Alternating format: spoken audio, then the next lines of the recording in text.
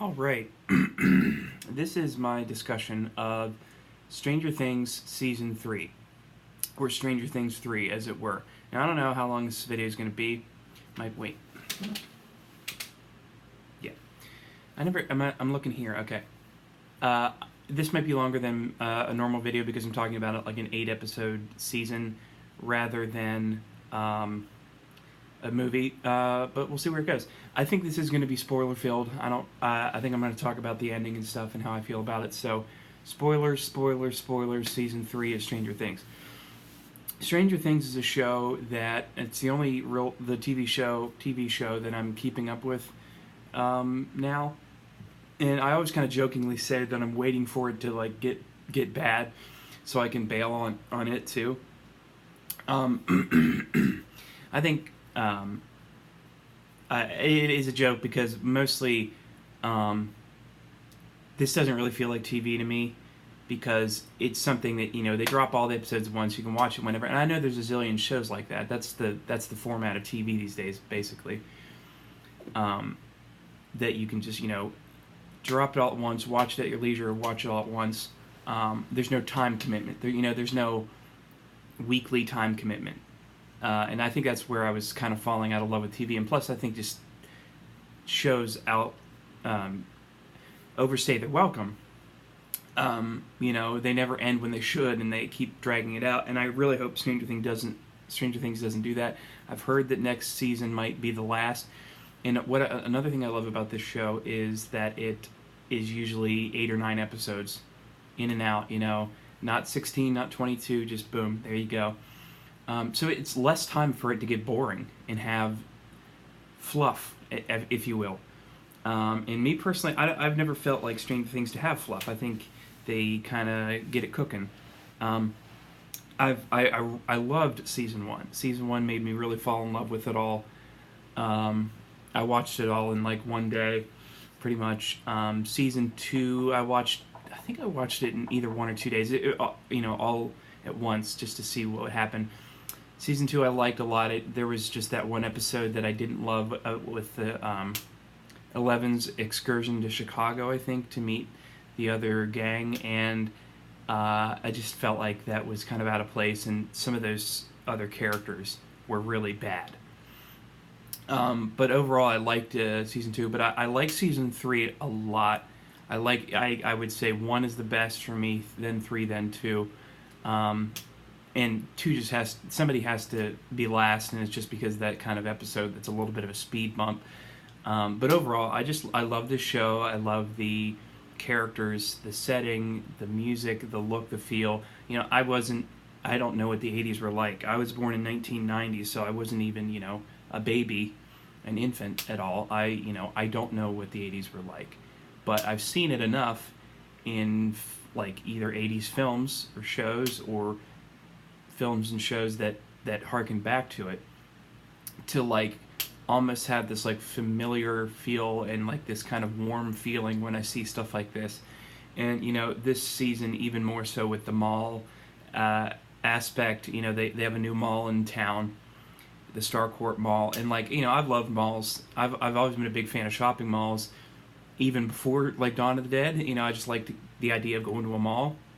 And then of course there was Dawn of the Dead, which was like a seminal moment. Is that a word? Pivotal moment in my life. And that movie takes place at a mall, and so malls, I think I'm like fascinated by them, and I like the look of them and the feel of them, and I get the warm and fuzzies about malls, and it makes me kind of sad that the mall is on its way out.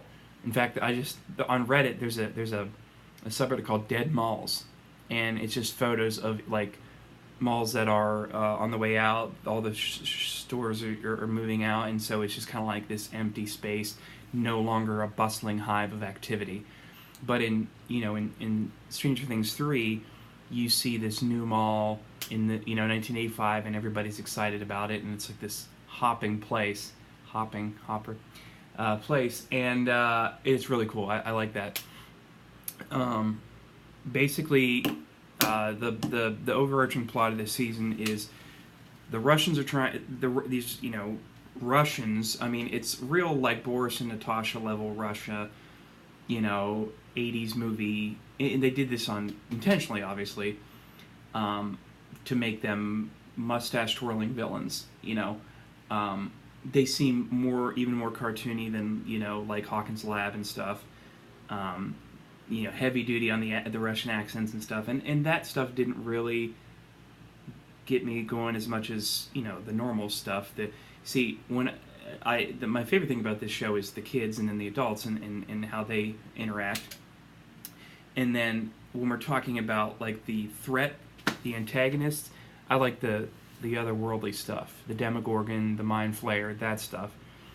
The human villains, they can be interesting, but for the most part, I like our protagonists, and then the supernatural threat that they're facing, and then the Russians, Hawkins Lab, they're all kind of in the background. So I don't necessarily care about the Russian threat. They had some like Arnold Schwarzenegger, Terminator assassin type of guy that I thought was boring. I did not care about. I mean, he plays a part in it, and he ends up, you know, being a big part of the end. Well, so basically, I didn't care about the Russians, and then they introduced this character called Alexei, who was basically taken hostage by Hopper and Joyce, and you kind of see it coming that he becomes a likable character, somebody you cheer for, kind of like helps out our protagonist, and he is killed at the hands of that Schwarzenegger guy. But you kind of rally around him, and he kind of befriends. He befriends. I think his name is Bauman, the balding conspiracy theory guy from season 2. He has a much bigger role in this season, and I like him a lot more in this season. He was just kind of obnoxious in season 2, and he can be a little much. That's his character quirk, but like I liked him more in this, and he bonds with Alexei and softens up. Joyce, you know, was kind of wasn't as hard on him as Hopper was. Hopper was really, you know, he saw them as the threat. He saw them as the enemy. He saw Alexei, you know, and then he eventually kind of came around on him, and then he was killed at the carnival, which was sad. I really liked Alexei as a character. And then, so the Russians are trying to open up the gate again, and in doing so, well, I don't know if, again, a lot of this stuff, like, wasn't putting the pieces together, but I don't know if it was in conjunction with the Mind Flayer, but essentially the Mind Flayer did not really leave. Like, it left Will at the end of 2, and then kind of just stayed in the atmosphere as, like, kind of dust, and it was, like, eating, like, absorbing rats, and then later on humans to, like, rebuild its form. And the way it was doing that, like, especially with the humans, because basically it gets Billy, who is the brother of Max, who is kind of like a secondary villain in 2. You know, he's this 80s movie bad boy villain, you know, that kind of trope. And he plays it well, and you kind of thought maybe, is he going to have a redemption arc in 3? And he does kind of. I like his little backstory there with Eleven on the beach, learning more about him. I thought that was interesting.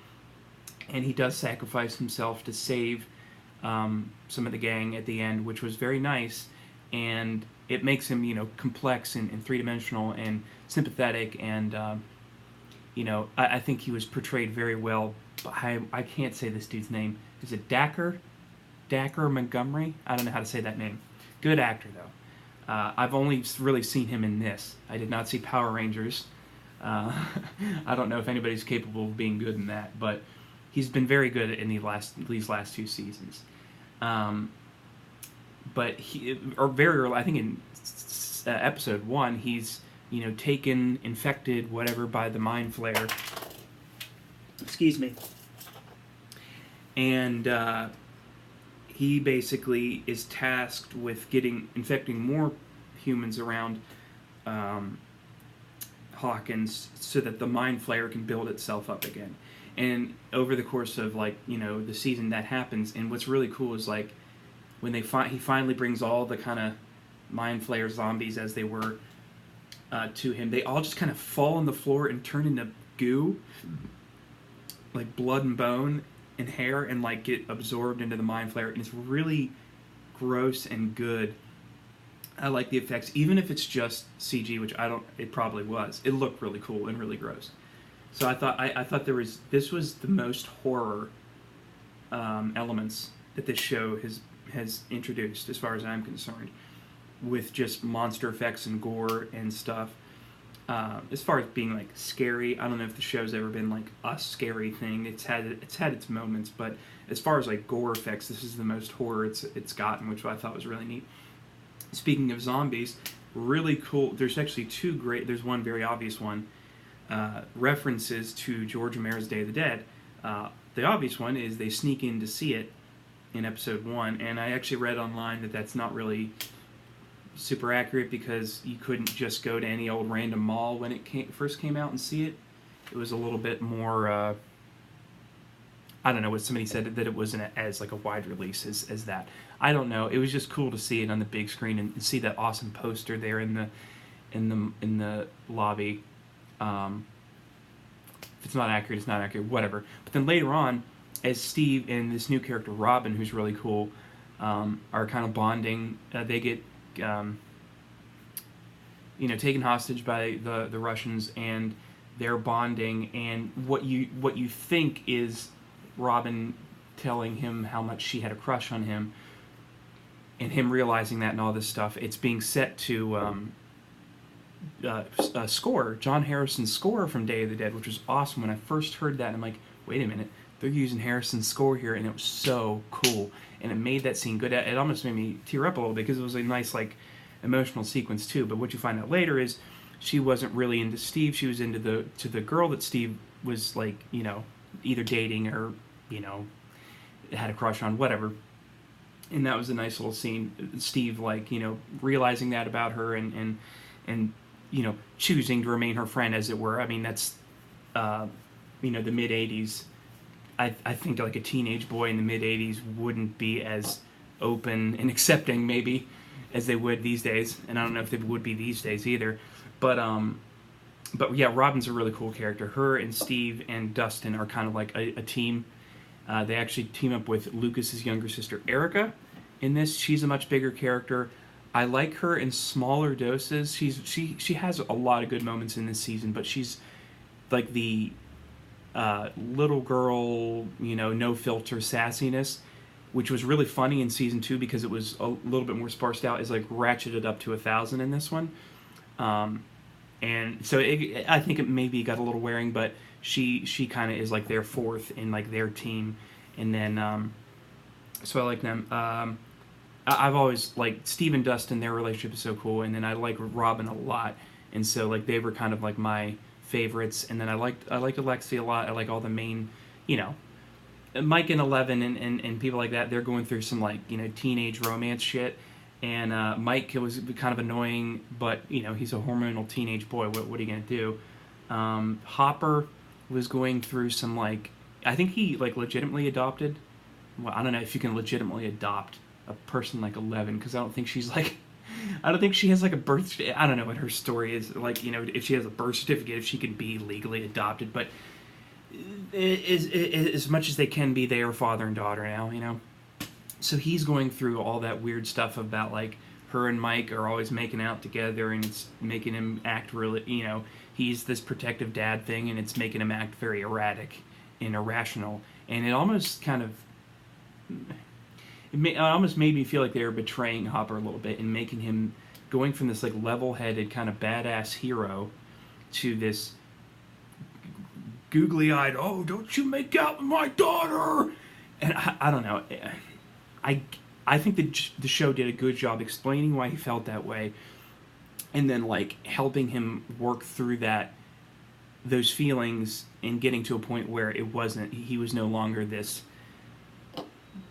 I don't know, like him having some heart-to-hearts with Joyce about that kind of stuff, I think really did a good job of the show saying, yes, Hopper is acting irrationally, and yes, Hopper and Joyce are pretty clearly into each other, but they just keep sniping at each other because the sexual romantic tension is there, and they won't recognize it, and it's crazy, because, Bauman, I think it's his name, the balding dude, did that to Nancy and Jonathan last season. Like, you guys are obviously into each other. What's your problem? And he gave the same speech to Joyce and Hopper. this season. So, and very obviously, okay, I said there are spoilers up front. I've been spoiling it all along. Hopper appears to sacrifice himself in the end of this season to be able to basically destruct the reactor, closing the gate and killing the Mind Flayer. Which, again, is very samey. Okay, all of these seasons are kind of like following a similar structure with a similar climax and a similar ending. We gotta shut this thing down and defeat the monster. We gotta shut this thing down and defeat the monster. And how are we gonna get there? What puzzles are we gonna solve on the way? Okay, so there's nothing. If you're looking for like innovative storytelling here, or like big twists and turns, like, oh, it's a lot different this time. They didn't have, Skybeam thing like at the end of every Marvel movie. That's not. This show is very a format and a structure. And if it works for you, it works, and if it doesn't, it doesn't. And to me, I don't need it to be that different each season. All right, I want to spend more time with Mike and Eleven and Hopper and Joyce and Steve and all those people. Lucas, Max. Max is a great character. Max and Eleven become friends throughout this season. There's a great season when Max takes Eleven to the mall and they play Material Girl by Madonna, and they're just kind of having like a fun girls' day out together. It's good for Eleven to have like friends who are girls, not just like a bunch of doofusy dudes. And for Max, it's too, in the same way, have a friend who's a girl that they can bond over stuff, stuff that those boys can't understand. And they can't talk to each other about because they're dumb young dumb teenagers. So I liked all that, and Max had some good stuff with Billy throughout the season. She's kind of scared of her brother, but she knows what he's been through. And pretty sure they're step siblings. Are they? Yes. Pretty sure they're step siblings. She's kind of scared of him, intimidated by him. He's not like a good guy. He was kind of this bad boy in this one, and in season 2, and now in this he's a monster. He's a monster. But you can tell that she cares about him and wants him to be okay, and then maybe even knows that there's maybe some good in him somewhere, kind of trope, kind of vibe. And then he is able to in the end come around and save her, and you can kind of feel him fighting it. Maybe through the last couple episodes, fighting the Mind Flayer, wanting to do what's right. There is still part of him in there, and part of him is good, and he, sacrifices himself to save Max and her friends and stuff like that. And he I'm sorry as he dies. One of those things. Again, it's all very tropey. It's all very hitting all these beats, but they do it so well that I don't care that this show is basically an 80s ref trope machine. It's like, here's all these references, here's all these characters you love, smash them up together in this very familiar format and formula, and here you go. But if the formula is a good formula, and you've got the right actors and characters and writing and music, then just keep giving that to me, man. And then, but know your end game. Know your end game. Have an end of the story, which I hope that that's what they do with 4. And they don't make 8, 9, 10 seasons of this, like Walking Dead ruined itself by doing that, going on way too long, that kind of thing, and not knowing your ending, not having an ending. So all this is hinged on, can season 4, if it truly is the last season, wrap this thing up in a bow, and boom, you have this great, short, and sweet TV series that I think, for me at least, will stand the test of time. Because I like all 3 seasons. There's seasons that I want to rewatch. There's seasons that I want to own physically. I have season 1 on Blu-ray in that cool VHS package. I'd like to own the next 2. I don't even know if they did that one for 2. I don't even know if they did that kind of Blu-ray release of that. But I love this show. I love its music. It makes me feel good. I love spending time with these characters. I have my favorites and I have my least favorites. I'm not the biggest like Nancy and Jonathan fan. I like them sort of individually. I think they're okay together, but they're pretty low on my rankings of like my favorite of the protagonist characters, stuff like that. But and like Mike can be annoying, Dustin can be annoying, all of them can be super annoying, but that's what makes it kind of real, and that's what makes you ultimately warm up to everybody because they feel like three-dimensional characters that are realistic and you know, they're realistic characters in a very heightened setting. You know what I'm saying? In a world that monsters exist, and you have these, like I said, mustache twirling villains, human villains, and then these crazy monsters as your supernatural villains and all this stuff. And yeah, the town doesn't know what's going on. Only this set group of people know the whole truth. And every season, some part of the town gets destroyed, and you have to explain it away. And you don't even explain it away anymore because it's just part of the formula. You know, the town looks the other way, that kind of thing. If you're not okay with that, you're not going to like the show or this season, I don't think. But it's just like there's enough millions of people out there that formula works on, that this show is going to be successful for as long as they want to do it. But again, I hope that they can end it in a way that is very satisfying and doesn't drag anything out.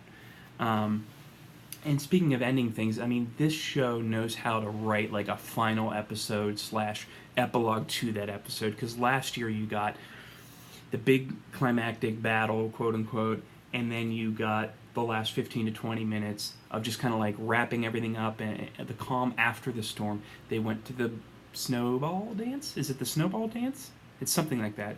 It's a winter prom, basically. And it's just so gratifying. It's so you're just like, let me live in this last 20 minutes for the rest of my life.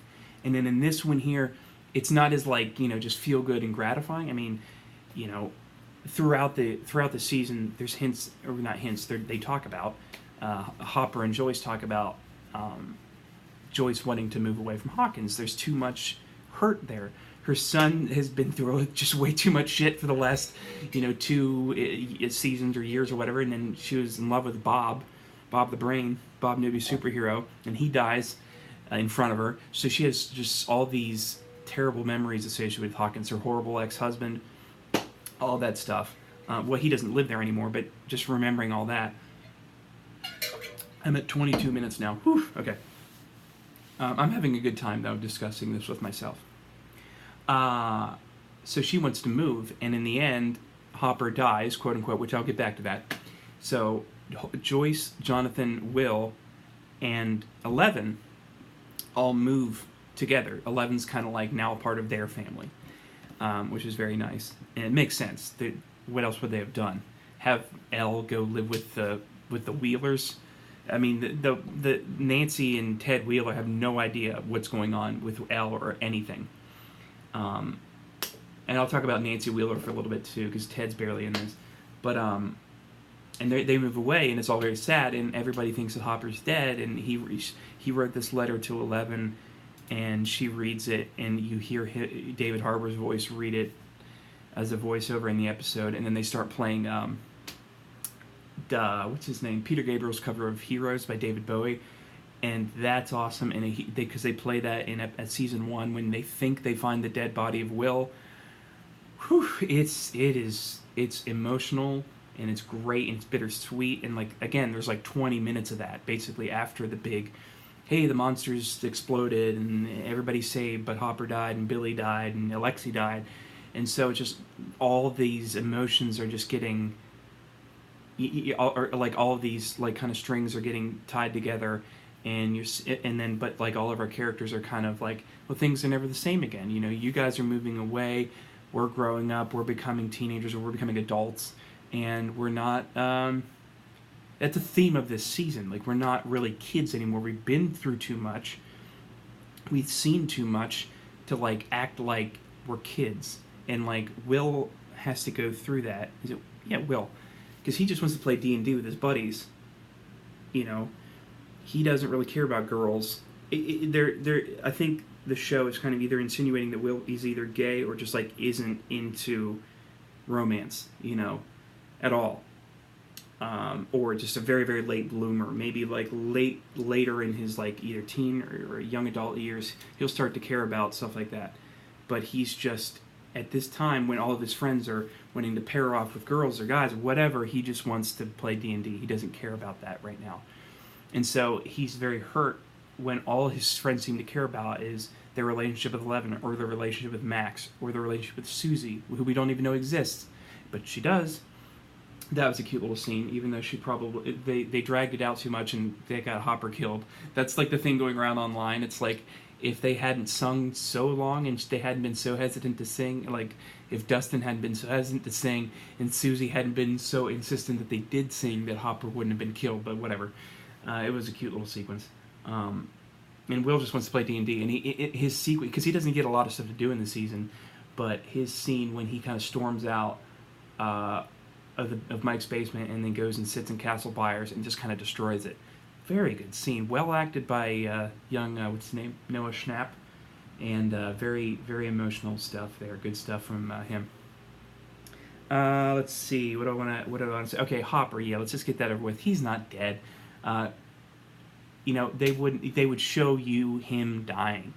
All we see is him give the nod to Joyce, like, blow it up, I'm fine. And then the next thing you see is it blowing up, and he's nowhere to be seen, all right?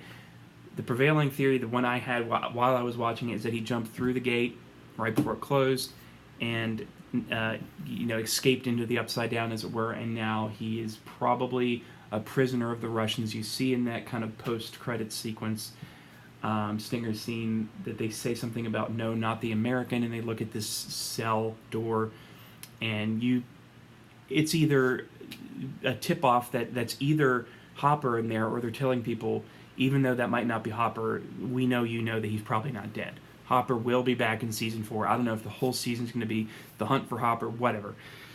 But I would be shocked upon shocked if they doubled down on it and said, no, Hopper's dead, and never brings him back. That would be crazy to me, to have it set up like that. So Hopper's alive.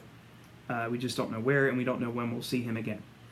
That, to me, though, doesn't necessarily dampen the emotion of that final 15 to 20 minutes. Even though I'm thinking, yeah, Hopper's not dead. The characters think he's dead, and they're sufficiently broken up about it and, leaving each other. So I don't think it dampens the emotional weight of that epilogue at all. Nancy Wheeler. She is clearly into Billy, from season 2, and there's actually, I'm kind of surprised the show kind of went there. He basically, in episode 1, invites her to have motel sex, and she kind of says yes, and she's getting all primped and ready to roll, all while he's getting effed up by the mind flayer. And it's so the show is showing you, yes, Nancy Wheeler is kind of bored of her husband. She's got the hots for this 18, whatever. He's older than the rest of them, the kids, even older than Nancy and Jonathan. I'm pretty sure he might even be in his 20s. Billy, I think he is, but she's got the hots for this younger dude, and heavily considering cheating on her husband with this man who's probably 20 plus years younger than her, and she doesn't do it. She sees Ted sitting there asleep on the easy chair, and their daughter's on his lap, and she's like, what am I doing? And she comes to her senses. But it was very interesting to see the show kind of show you this character very tempted to do that and almost followed through with it. But I think, and then she's not a huge part of the show. She's much bigger than her husband, Nancy Wheeler, but her next kind of big thing is with Nancy later on in the season, when she encourages her not to give up on the scoop. She is very inquisitive. She wants to be a reporter, and she's basically an intern getting coffee and sandwiches for these total douchebag, older male reporters that work for the Hawkins Post. And all that's ratcheted up to 11. The